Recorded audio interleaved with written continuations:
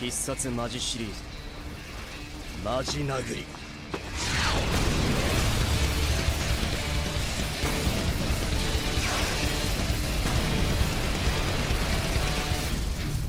I'm sure you've all heard of overpowered main characters putting themselves on hold in anime. Well, what if I told you that there were instances where these ridiculously overpowered anomalies decided to go all out?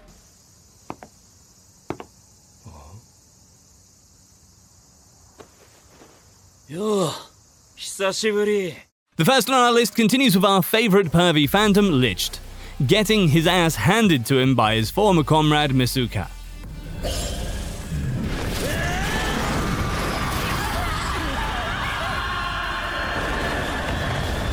Remember how Licht was able to keep up with the lieutenant despite the overwhelming difference in counts? Well, Pele figured out that Licht might be hiding his true strength after all. Like a true protagonist while being completely outclassed by her in terms of counts. Licht ignites his plot armor, stands up and screams as a devilish aura comes out of his beaten body. His count suddenly fluctuates to untold heights, reaching a whopping 57,000. Everyone on the field is left in disbelief as Licht effortlessly cuts Mizuka's bullets like butter. As the count climber toys with her, the others notice how Licht isn't behaving like himself at all, almost as if another personality has taken over. Just then, their analysis comes to a halt as Licht charges in and slams the terrified Mizuka into the surface. This had released the effects of the drug that had forced her powers to be drawn out, reducing her to a count of mere 16,000. Just as Licht comes to take her life, he's interrupted by Jail, who also reveals himself to be hiding his true powers. I swear, what is up with this anime and their obsession with hiding shit? He deflects the lunatic and unleashes a forearm stand of steel and tries to go all aura on the plunderer. However, Licht's strikes take off an arm of the stand and the other removes the weapon from its hand. Taking advantage of the opening, he charges and the exchange of blows continues until Jail pulls one over Licht, sending him flying into the sky, and then right after knocking him out of his berserk mode with a direct slam to the ground.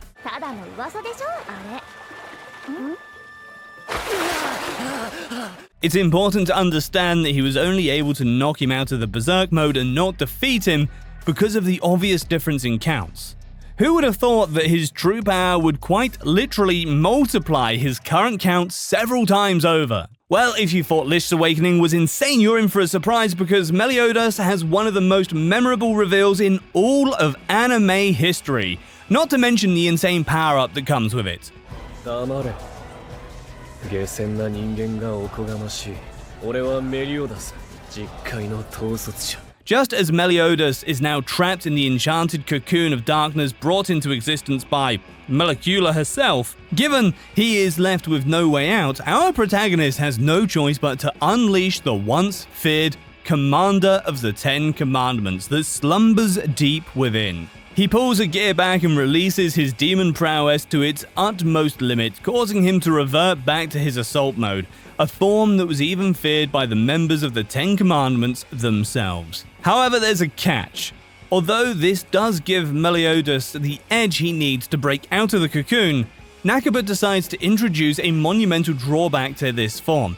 You see, despite the overwhelming strength, our pretty boy could no longer feel the emotions he once held so dear to him. Noticing the sudden change, Escena wastes little time and steps in to confront Meliodas. The two engage in battle, with Meliodas merely toying with Escena, who continues to grow stronger by the minute. Meliodas creates an opening and then disappears only to reappear right in front of the giant, stabbing Escena right in his gut. This has forced the once strongest to fall right to his knees. Escenas tries to retaliate, but Meliodas, with a cocky grin, unleashes darkness itself, causing its opponent to fall on its back. Just when all hope is lost, Merlin pointed out the coming of noon, and with that, Escena's massive increase in power. The two then resume their battle, but Meliodas is simply too much for the mortal to handle on his own. With a power level of 142,000, not even he could match him, as our savage little midget shows absolute dominance over the beaten Escena by putting his bare feet on his head. He's even able to counter Cruel Sun, but Escena now had enough. Just as noon reached its peak, so did Escena. he now becomes Nika himself, an invincible incarnation of power. その名は The One. Using the power he now wields, Escana is finally able to put an end to the captain's wrath. Imagine having to become power itself to subdue someone. This just puts into perspective how Meliodas isn't one to be trifled with.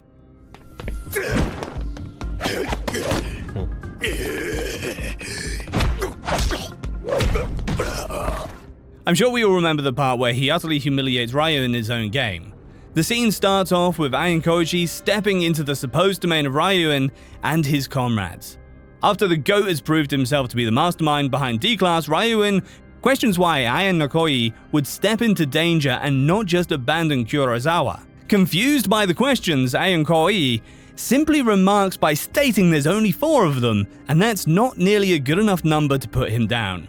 Ryuin laughs hysterically and commands Ishiwazaki to have a go at him first. The underlying charges in with absolute confidence, but to our and everyone else's surprise, he is easily deflected and gets knocked out cold with a simple kick to the stomach. Yamada responds to Ayan Okoye by charging at him next, and again, the GOAT is easily dodging and deflecting each and every strike. And not only that, he responds with counters that are heavy enough to knock anyone out of their consciousness. Just when Yamada is brought to his knees, Ishizaki regains his consciousness and comes in screaming like an idiot, and guess what? He gets schooled by Ayan Okoye and tells him not to scream when pulling a sneak attack. My man's literally giving out free lessons while fighting against 2 fully grown men. He then knocks him out again and delivers a decisive kick, knocking Yamada out as well. Then comes Ibuki, adding little to no value to the fight given that her attacks don't even connect. She gets knocked out like the rest, but with a chop to her neck. Then steps in the main boss Ryuin himself. Without a hint of fear, the two clash, resulting in an all-out battle. However, like every other battle, it was completely one-sided, and we can all agree that Ryuin got destroyed. Although at first, the rogue brawler was able to surprise Ayan Okoye with his fighting style that was solely derived from fighting for survival. But it was a means to an end, given that he was absolutely annihilated by our protagonist. What's so scary about Ayan Okoye isn't just his physical prowess or mental capabilities, it's his ability to impact someone on a spiritual level, the same way he did with Ryuin by making him feel something he had claimed to have never felt: fear. Surprise, surprise, he does not stop there, but only continues to confront Karuizawa after protecting from Ryuin's group and Ryuin himself. He makes her accept his deceit and then makes her rely on him wherever she's in trouble. This had allowed him to gain her trust and submission, basically a tool he could make use of for his own means. I don't know about you all, but I sure as hell do not want to be his enemy.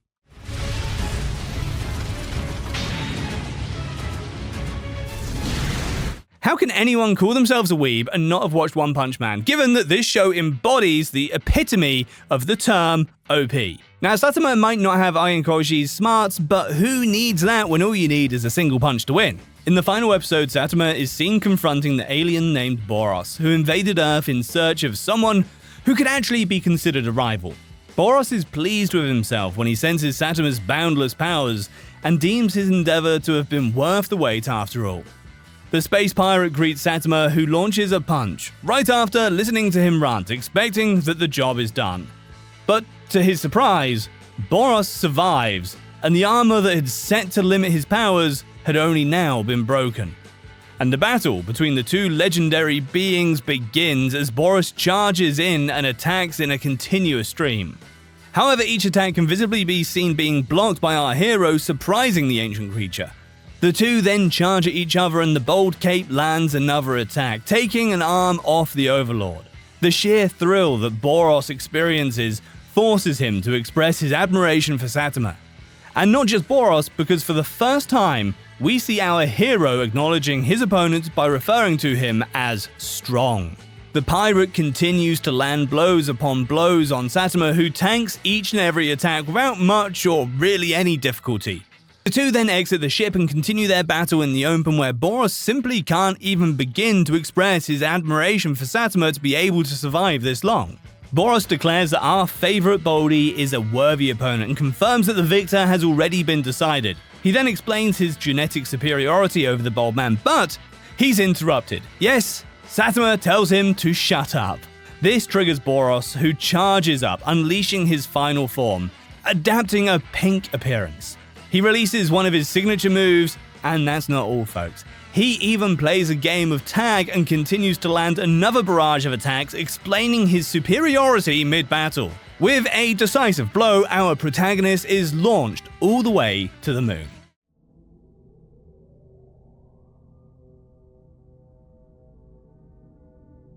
However, this obviously doesn't stop him, as he, with the force of his strength alone, launches himself back to Earth. Boros is at a loss for words at this point. Seeing him unfazed infuriates the alien, who tried to land the same barrage of attacks, but this time, he's being hit back with a single punch as the pirate spits blood.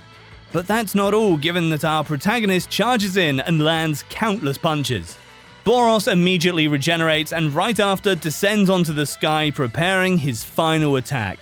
And Saitama is seen doing the same thing, for the first time enjoying a battle. He charges up a serious punch. The calamities collide, splitting the sky itself, leaving behind burned debris. In the end, Boros was defeated, granting Saitama the best fight he'd ever had. Yes, that is the power of the legendary Bold Cape.